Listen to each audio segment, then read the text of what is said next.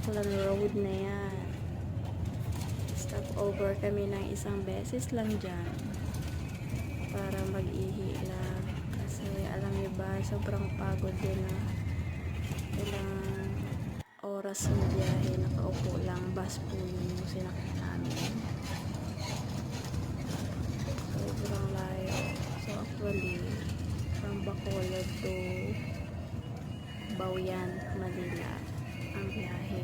So first time ko nangyari na ako lang mag-isa talaga magbiyahe niyan. Thank you guys.